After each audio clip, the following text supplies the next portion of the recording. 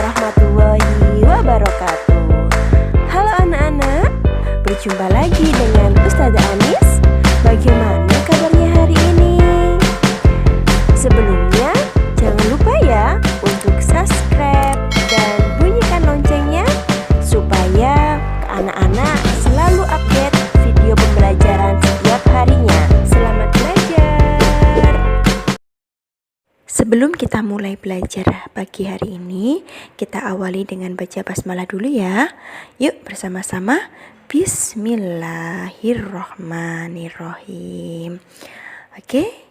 Nah, untuk hari ini kita akan belajar dengan materi gambar cerita dalam cover. Kalau di materi sebelumnya, contoh gambar cerita yang pernah kalian pelajari adalah gambar ilustrasi. Pada materi sekarang, contoh gambar cerita yang kedua adalah cover.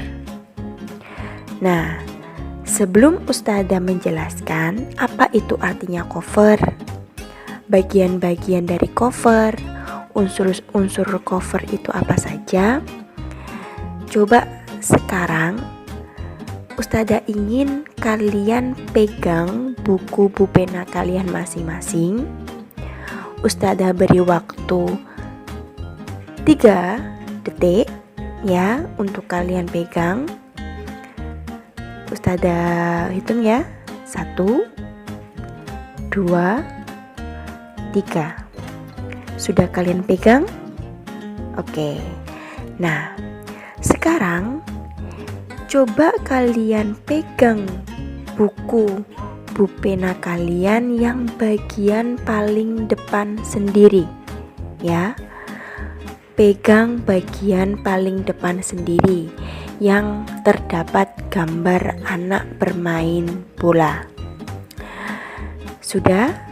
Nah, yang kalian pegang itu dinamakan dengan cover anak-anak. Nah, sudah tahu ya. Jadi yang kalian pegang itu adalah cover. Jadi setiap buku yang kalian miliki itu pasti memiliki cover. Tidak ada buku yang tidak memiliki cover. Jadi setiap buku yang kalian miliki, entah itu buku pelajaran, entah itu buku tentang resep masakan, entah itu majalah, entah itu komik ya, itu pasti semuanya memiliki cover. Nah, Ustazah ingin mengingatkan, nama lain dari cover itu dapat juga disebut dengan sampul buku. Apa anak-anak? Cover dapat dikatakan sebagai apa? Sampul buku. Sekarang kalian telah melihat contoh cover buku yang sudah Ustazah tampilkan. Sudah kalian lihat ya? Nah, perlu kalian ingat, di dalam suatu cover itu pasti ada gambar dan tulisan. Apa anak-anak? Di dalam suatu cover pasti ada apa? Gambar dan tulisan. Ingat-ingat ya, di dalam suatu cover itu harus ada gambar dan tulisan. Ada yang tanya nggak? Kenapa Ustazah kok harus ada gambar dan tulisan? Nah, ya, kira-kira jawabannya apa ya? Oke, Ustazah akan menjawab mengapa di dalam cover itu harus ada gambar dan tulisan. Jawabannya adalah supaya bisa menarik perhatian si pembaca. Coba sekarang kalian ingat, kalian pernah pergi ke perpustakaan? Pernah kan tentunya ya. Nah, ketika kalian ke perpustakaan, kalian menemukan buku dengan gambar yang begitu bagus, gambarnya warna-warni ya, pastinya kalian akan membacanya. Dan bahkan ada yang ingin membawa buku tersebut pulang dan dipinjam ya. Jadi dengan gambar yang begitu bagus, dengan gambar yang warna-warni, nah itu bisa membuat si pembaca itu tertarik untuk membaca isi buku, sehingga gambar dan tulisan pada cover itu dibuat dengan tujuan untuk menarik perhatian si pembaca.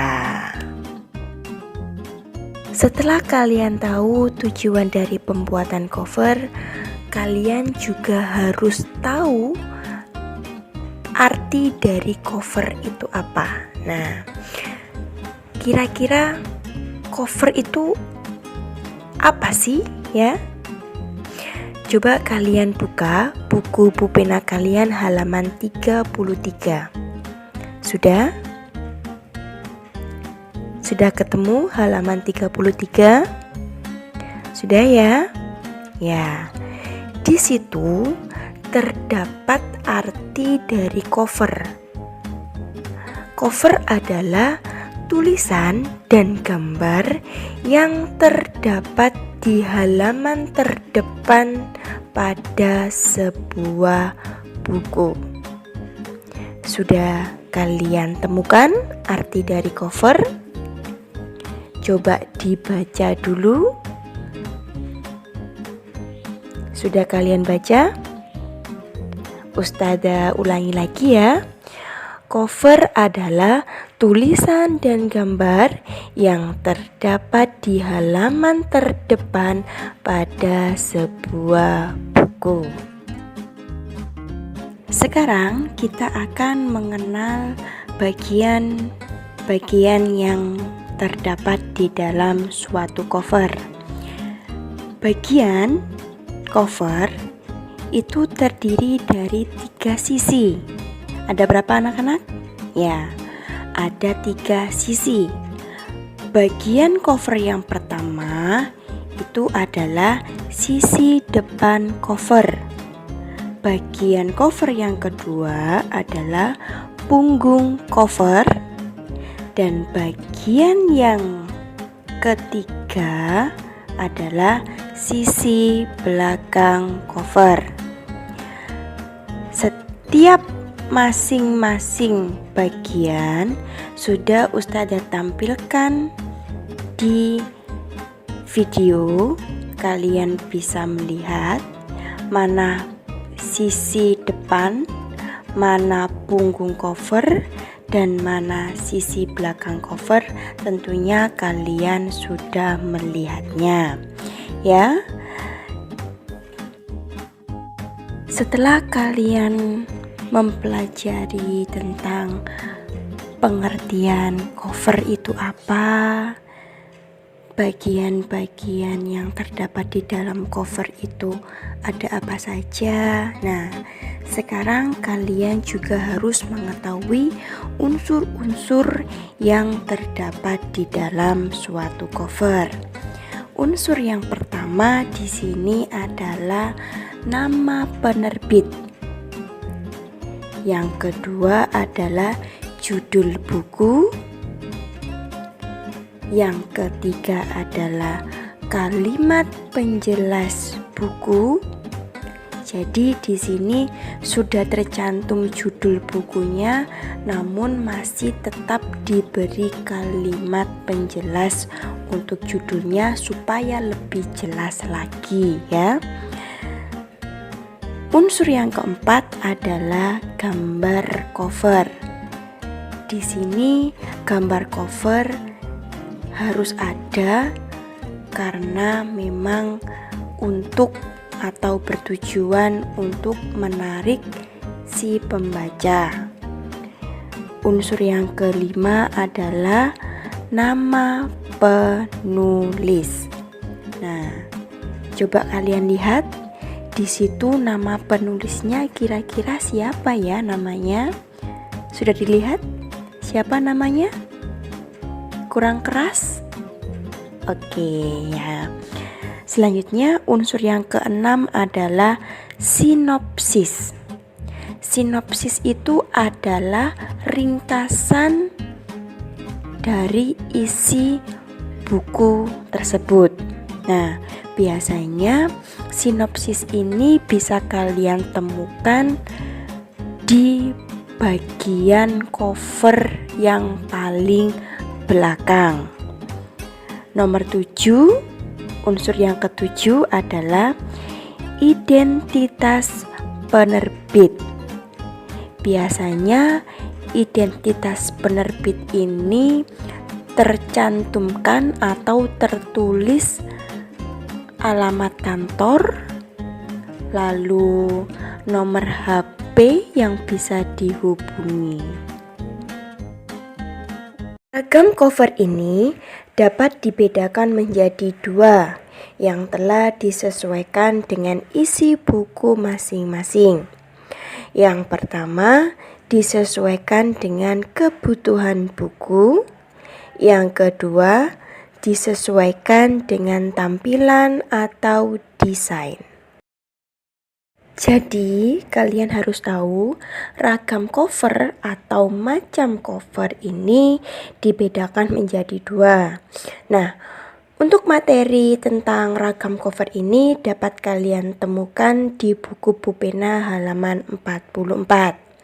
Sekarang coba buka bukunya halaman 44. Ustazah tunggu ya. Nah, sudah ketemu? Ustazah hitung 1, 2, 3. Udah ya? Sudah ketemu halaman 44. Cover sesuai kebutuhan buku ini terdapat contoh pada cover buku pendidikan. Kalian bisa temukan di buku pelajaran kalian, di buku LKS. Nah, itu contoh dari cover buku pendidikan.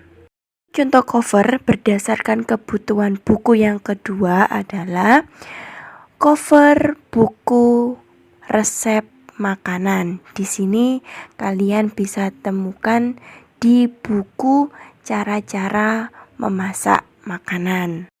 Cover berdasarkan kebutuhan buku yang ketiga adalah cover buku cerita.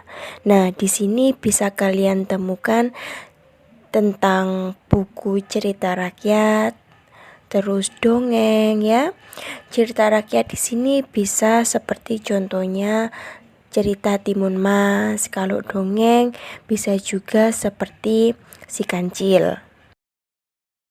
Nah, untuk sekarang ragam cover yang kedua ini berdasarkan tampilannya atau berdasarkan desainnya.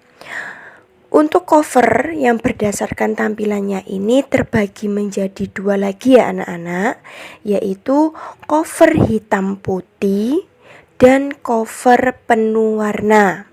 Ayo, apa? Terbagi menjadi dua, yaitu cover hitam dan putih dan juga cover penuh warna. Biar kalian tidak bingung, sekarang Ustazah langsung memberikan contoh cover, yaitu cover hitam putih dan cover penuh warna. Coba perhatikan yang nomor 1 ya, yang Ustazah beri nomor 1 itu adalah contoh cover hitam putih. Mengapa dikatakan sebagai cover hitam putih? Karena cover tersebut hanya memiliki dua warna, yaitu hitam dan putih. Sekarang perhatikan contoh cover nomor 2. Di situ termasuk dalam jenis cover penuh warna ya, penuh warna. Kenapa dikatakan sebagai cover penuh warna? Karena Di dalam cover tersebut terdapat berbagai macam warna. Warnanya warna-warni ya. Ada merah, ada kuning dan lain-lain. Sangat banyak sekali warnanya sehingga dikatakan sebagai cover penuh warna. Bagaimana anak-anak? Sudah mengerti ya? Antara cover hitam putih dan cover penuh warna? Tentunya kalian tidak bingung kan kalau misalnya disuruh membedakan mana cover hitam putih dan cover penuh warna ya? Sekali lagi Ustazah ingatkan kalau cover hitam putih itu tentunya pasti cover tersebut hanya memiliki dua warna saja, hitam dan putih. Sedangkan untuk cover penuh warna ini yang ada di cover itu pasti warnanya sangat berbagai macam. Ya, sudah paham ya? Oke. Dari kedua contoh cover yang sudah ditayangkan sama Ustazah Anis, ada contoh cover nomor 1, contoh cover nomor 2 ya. Itu tadi kalian sudah menemukan perbedaannya. Yaitu perbedaannya adalah cover hitam putih dan cover penuh warna.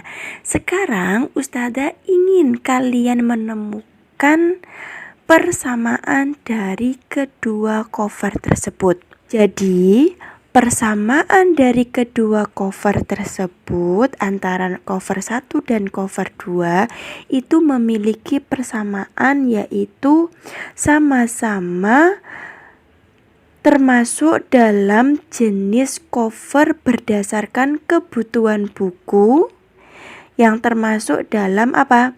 Cover buku cerita. Terima kasih anak-anak sudah menyimak video pembelajaran dari Ustazah. Kita bertemu lagi di video pembelajaran selanjutnya. Ustazah akhiri, wassalamualaikum warahmatullahi wabarakatuh.